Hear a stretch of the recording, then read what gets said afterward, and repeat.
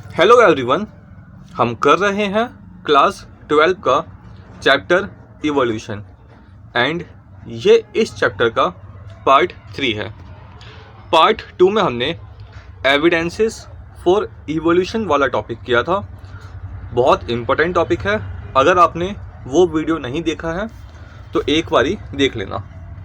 Now आज के video में हम पढ़ेंगे थ्योरीज ऑफ बायोलॉजिकल इवोल्यूशन। इसमें हम थ्योरीज देखेंगे जो दी गई हैं इवोल्यूशन के रिगार्डिंग। सबसे पहले हम पढ़ेंगे लैमार्किज्म को, जिसको theory of inheritance of acquired characters भी कहते हैं। देन हम पढ़ेंगे डार्विनिज्म को, जिसको थ्योरी ऑफ नेचुरल सिलेक्शन भी कहते हैं। एंड देन हम पढ़ेंगे mutation theory of de Bryce.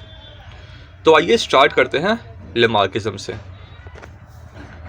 It is proposed by Lamarck. तो जैसे कि नाम से पता चल रहा है, लैमार्किज्म थ्योरी प्रपोज करी थी लैमार्क ने। It is stated that evolution of life forms occurred by inheritance of acquired character. Now acquired characters क्या होते हैं, सबसे पहले तो हम ये समझते हैं।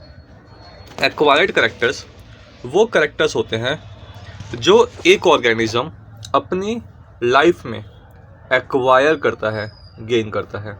जैसे कि कोई व्यक्ति है, अब उसे पहलवानी करनी है, उसे रेसलिंग करनी है, तो वो क्या करेगा, वो एक्वायर करेगा करैक्टरिस्टिक, जैसे कि वो एक्सरसाइज करेगा तो उसकी जो मसल्स हैं वो ग्रो होंगी, उसके बाइसेप्स ग्रो होंगे, उसके एब्स निकलेंगे। तो ये जो करैक्टर्स हैं, मसल्स की ग्रोथ होना, ये एक्वायर्ड करैक्टर्स आ गया। लैमार्क ने ये बोला कि जो ऑर्गेनिज्म अपनी लाइफ में एक्वायर्ड करते हैं करैक्टर्स, वो आगे पास ऑन होते हैं, मतलब इनहेरिट होते हैं। तो जैसे ही उस बंदे ने एक्सरसाइज करी, बाइसेप्स ग्रो करे, एब्स ग्रो करे, तो ये जो करैक्टरिस्टिक है ये पास ऑन होंगी अगली जनरेशन में। नाउ लैमार्क की ये थ्योरी सही है या गलत है वो हम आगे पढ़ेंगे, मगर लैमार्क ने कहा ये था। Okay, acquired characters are developed by use and disuse of organs. Now acquired characters आते कैसे हैं, तो ये डेवलप होते हैं use and disuse of organ से। जैसे कि अगर हम यूज़ ऑफ ऑर्गन्स का एग्जांपल देखें तो long neck of giraffe is due to continuous elongation to forage leaves on tree. This acquired characters was inherited to succeeding generation. Now देखो हुआ क्या, पहले जिराफ थे छोटे छोटे से, ठीक है, एंड जो धरती पे घास वगैरह होती थी वो ये खाते थे, मगर धीरे धीरे जो घास थी वो ख़त्म होती गई। तो इन्होंने क्या किया, जो ट्रीज़ हैं वहाँ से इन्होंने पत्तियाँ खानी स्टार्ट करी। नाउ उस लेवल पर जो पत्तियाँ थी ट्री के वो भी ख़त्म होनी शुरू हुई। तो इन्होंने अपनी गर्दन को स्ट्रेच किया, ठीक है, एंड इनकी गर्दन धीरे धीरे लंबी हुई। तो ये जो बड़े पेड़ थे उनकी पत्तियाँ खाने लग गए। देन पत्तियाँ फिर वहाँ से भी ख़त्म हुई, तो इन्होंने क्या किया, अपनी गर्दन को और स्ट्रेच किया, एंड देन ये और पेड़ जो ऊपर पत्तियाँ हैं वो भी ये खा सकते थे। नाउ हुआ क्या, यहाँ पे जिराफ ने कहा, मतलब जिराफ ने प्रैक्टिस करी कि वो अपनी गर्दन को लंबी करे, धीरे धीरे उसकी गर्दन लंबी हुई। तो लैमार्क ने ये बोला कि ये जो लंबी गर्दन होगी जिराफ की, ये जो करैक्टर उसने एक्वायर किया है ये पास ऑन हो जाएगा अगली जनरेशन में। एंड ये क्यों हुआ, क्योंकि वो यूज़ कर रहा है उस गर्दन को, स्ट्रेच कर रहा है बार बार। जैसे कि अगर किसी बंदे की हाइट छोटी है, ठीक है, वो लटक रहा है, वो सप्लीमेंट खा रहा है, तो हो सकता है उसकी हाइट में कोई फ़र्क पड़े। हो सकता है उसके जेनेटिक्स वैसे ना हो, पर हो सकता है कि फिजिकली उसकी हाइट में फ़र्क पड़े एक्सरसाइज करने से, सप्लीमेंट खाने से। तो evolution of use of organs के लिए जिराफ वाला जो एग्जांपल है वो आ गया। Then evolution by disuse, disappearance of limbs in snake. Snake के जो एंसेस्टर थे उनमें लिम्स देखने को मिलती हैं, मगर स्नेक में लिम्स नहीं होते। तो इसके रिगार्डिंग ये बताया गया कि उन्होंने जो है लिम्स का यूज़ करना कम कर दिया, तो धीरे धीरे जो लिम्स हैं वो डिसअपीयर होते गए, एंड देन आज के टाइम पे हमें लिम्स देखने को नहीं मिलते हैं।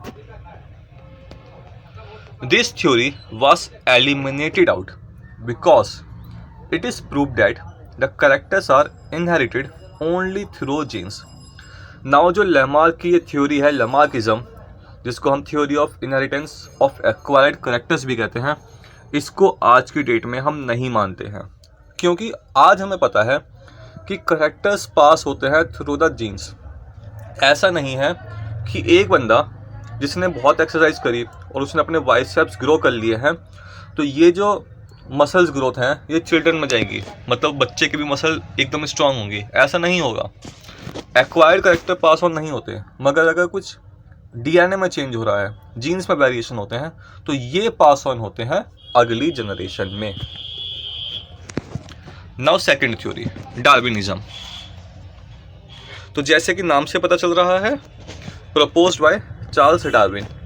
ये प्रपोज करी थी चार्ल्स डार्विन ने। इनको हम कहते हैं थ्योरी ऑफ नेचुरल सिलेक्शन भी कहते हैं, डार्विनिज्म की थ्योरी को। It is based on observation during a sea voyage in a sail ship called HMS Beagle. तो चार्ल्स डार्विन ने समुद्र की यात्रा करी थी एंड इनका शिप का नाम था HMS Beagle. Alfred Wallace, a naturalist, worked in Malay archipelago, had also come to similar conclusion. Now जो एल्फ्रेड वेलेस थे, ये भी सिमिलर कंक्लूजन पे पहुंचे थे जो कंक्लूजन डार्विन ने दी थी। नाउ डार्विन ने क्या बोला था वो हम आगे पढ़ेंगे। Work of Thomas Malthus on population influence Darwin. Now जो काम किया था थॉमस मैल्थन ने, इसने इन्फ्लुएंस किया था डार्विन को। नाउ थॉमस मैल्थन ने ऐसा क्या काम किया था? देखो, इन्होंने बोला था कि जो पॉपुलेशन की ग्रोथ है वो एक्सपोनेंशियली होती है, मगर जो रिसोर्स की ग्रोथ है वो अरिथमेटिकली होती है। तो एक पॉइंट ऐसा आता है जहाँ पे क्राइसिस होते हैं। हो सकता है यहाँ पे वॉर स्टार्ट हो जाए या फिर कोई और चीज़ हो जाए, जिससे क्या होगा, जो पॉपुलेशन है वो वापस से क्या है, कंट्रोल में आ जाएंगी। नाउ पॉइंट ऑफ क्राइसिस पे कंपटीशन होगा स्पीसीज के बीच में, क्योंकि जो रिसोर्स हैं वो लिमिटेड है, खाना लिमिटेड है, स्पेस लिमिटेड है। तो जो पॉपुलेशन है उनके बीच में कंपटीशन स्टार्ट हो जाएगा। ठीक है, एंड ऐसा ही कुछ जो है वो डार्विन ने भी बताया था। तो जो थॉमस मैल्थस हैं, इनका जो काम था पॉपुलेशन पे, इन्होंने इन्फ्लुएंस किया था डार्विन को। डार्विनिज्म इज बेस्ड ऑन 2 की कॉन्सेप्ट। पहला कॉन्सेप्ट है branching descent. It explain that all organism are modified descendant of previous life forms. मतलब हम सबके एंसेस्टर सेम थे एंड यहाँ से अलग अलग डायरेक्शन में मॉडिफिकेशन हुई है एंड इवोल्यूशन हुआ है। दूसरा है natural selection. Consider a bacterial colony a growing on a given medium. If the medium composition is changed, only a part of population can survive under new condition.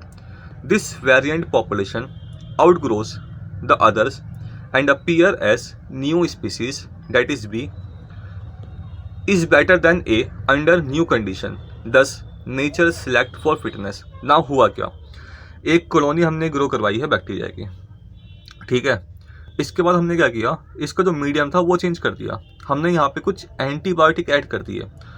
तो जो bacteria इस antibiotic से resistant होंगे वो तो grow कर जाएंगे and जो दूसरे हैं वो ग्रो नहीं कर पाएंगे। तो जो आगे ग्रो कर गए उन्होंने बना दी कॉलोनी भी। तो यहाँ पे जो बैक्टीरिया थे, ठीक है, वो नेचर ने सिलेक्ट कर लिए अगेंस्ट इस एंटीबायोटिक। तो यहाँ पे क्या हो रहा है, नेचुरल सिलेक्शन हो रहा है बैक्टीरिया का। एंड जो सरवाइव कर पाएंगे इस कंडीशन को, दूसरी कंडीशन को, वो सरवाइव करेंगे आगे। एंड जो दूसरी कॉलोनी थी, जो दूसरे बैक्टीरिया थे, वो सरवाइव नहीं कर पाएंगे। Natural selection is based on the following fact. Now natural selection कुछ फैक्ट्स के ऊपर बेस है, जैसे कि heritable minor variation, it is either beneficial और harmful to the organism. Now जो वेरिएशन है वो हेरिटेबल हैं एंड माइनर हैं, मतलब छोटे छोटे वेरिएशन हो रहे हैं। ऐसा नहीं है कि एक ही स्टेप में कोई बहुत बड़ा वेरिएशन हो रहा है। एंड ये जो वेरिएशन है ये बेनिफिशियल भी हो सकते हैं एंड हार्मफुल भी हो सकते हैं। जो बेनिफिशियल वेरिएशंस होंगे वो फिर आगे के जनरेशन में पास ऑन होते रहेंगे। एंड ऐसे ऑर्गेनिज्म जिसमें हार्मफुल वेरिएशन होगी, तो जब हार्मफुल वेरिएशन पास ऑन होगी अगली जनरेशन में, तो वो जो ऑर्गेनिज्म है वो सरवाइव नहीं कर पाएंगे सही से। Second is over production. Population size grow exponentially, जैसे कि थॉमस मैल्थस ने बताया था, ड्यू टू मैक्सिमम रिप्रोडक्शन, जैसे कि बैक्टीरियल पॉपुलेशन में था। तो देखो, जो पॉपुलेशन की ग्रोथ है वो एक्सपोनेंशियली ग्रो करती है एंड ये मैक्सिमाइज करती है रिप्रोडक्शन को। जैसे कि अगर बैक्टीरिया है, ठीक है, आप उसको खाना देते रहो तो वहाँ पे क्या है, ग्रोथ जो है एक्सपोनेंशियल लेवल पे होती है। Third is limited natural resource. Resources are not increase in accordance with the population size. जो रिसोर्स है नेचर में वो तो लिमिटेड है एंड जैसे पॉपुलेशन की ग्रोथ जो है वो एक्सपोनेंशियली बढ़ रही है, मगर जो रिसोर्सेज होते हैं वो अरिथमेटिकली ग्रो करते हैं।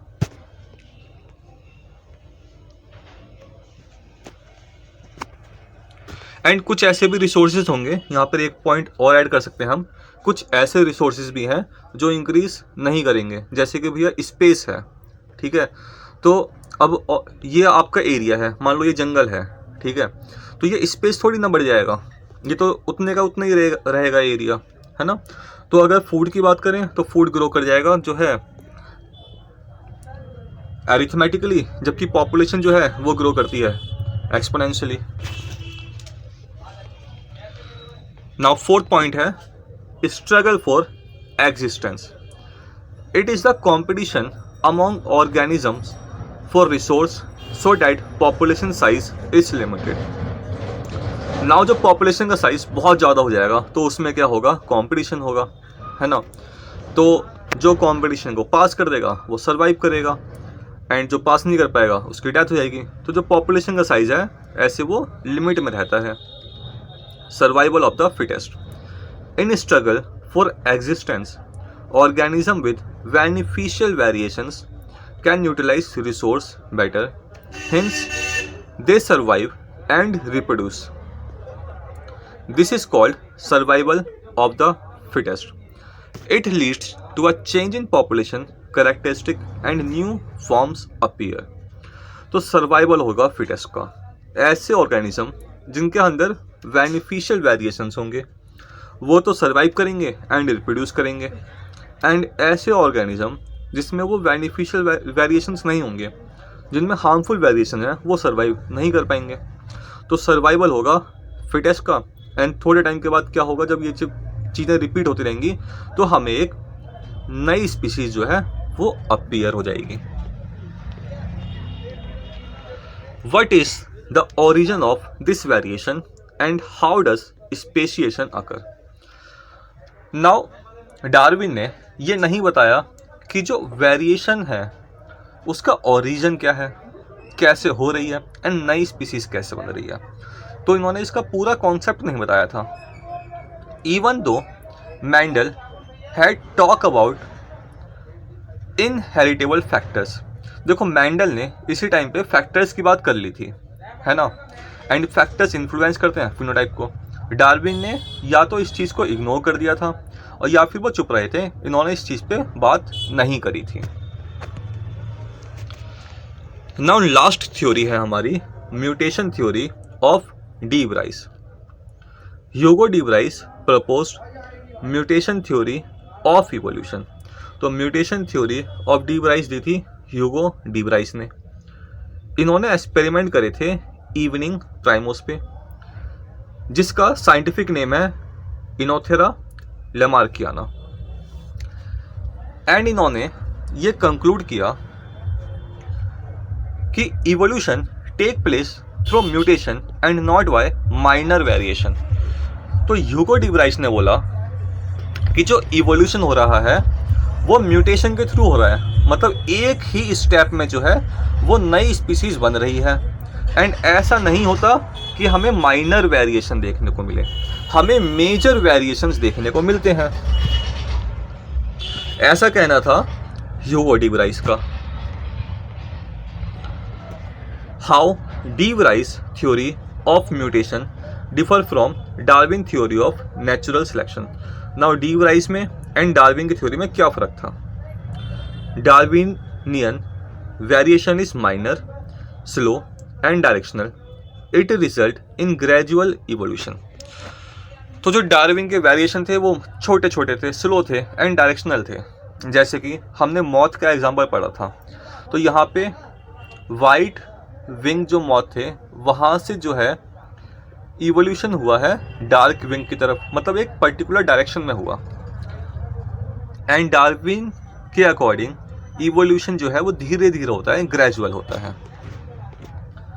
Mutational variation is sudden, random and directionless. Here speciation is by saltation. Saltation का मतलब है सिंगल स्टेप लार्ज म्यूटेशन।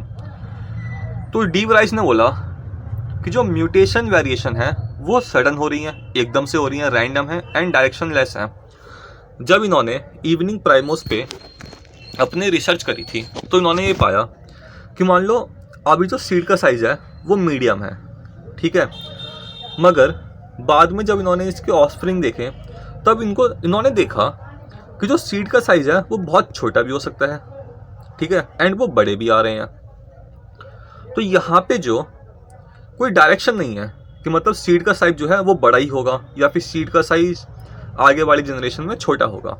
वो छोटा भी हो सकता है, वो बड़ा भी हो सकता है। तो यहाँ पे कोई एक पर्टिकुलर डायरेक्शन में जो है इवोल्यूशन नहीं हो रही है। एंड यहाँ पे जो स्पेसिएशन हो रही है, जो नई स्पीसीज बन रही है वो सॉल्टेशन से बन रही है।